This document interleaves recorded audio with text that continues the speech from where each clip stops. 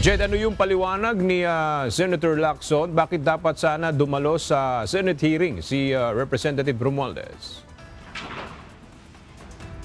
Ayon sa chairman ng Senate Blue Ribbon Committee, dapat sana ay tumugon si dating House Speaker Martin Romualdez sa mga nakaraang imbitasyon sa kanya ng komite na dumalo sa pagdinig ito ay upang magkaroon sana siya o nagkaroon siya ng pagkakataon para pabulaanan yung mga alegasyon sa kanya na nag-uugnay sa umano'y paggalaw dito sa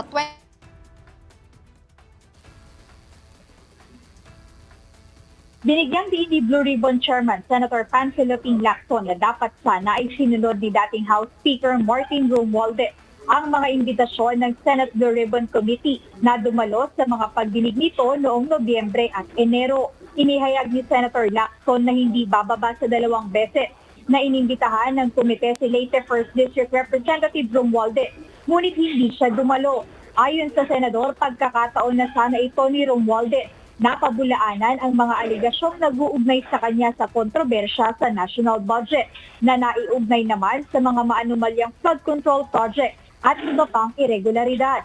Kahapon ay naglabas ng video message ang dating House Speaker kung saan dito niya itinanggi na siya ay nagtatago o umiiwas sa pagsagot sa mga aligasyon ng katiwalian sa flood control project kung saan siya isinasangkot.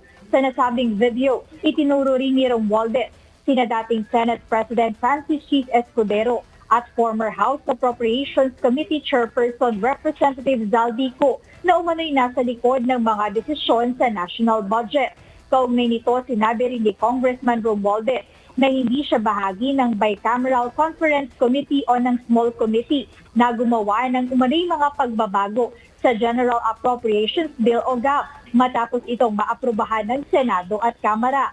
Dahil sa mga revelasyong ito, muling binigyang diin ni Senator Lacson na siya ring chairperson ng Senate Blue Ribbon Committee ang matagal na niyang isinusulong na mga reforma kaugnay ng proseso ng budget, lalo na sa mas mataas na transparency sa antas ng Bicameral Conference.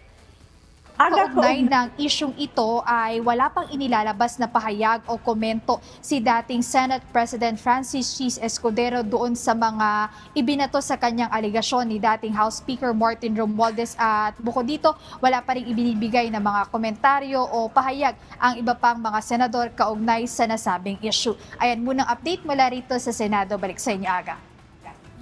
Maraming salamat, Jed Neresina.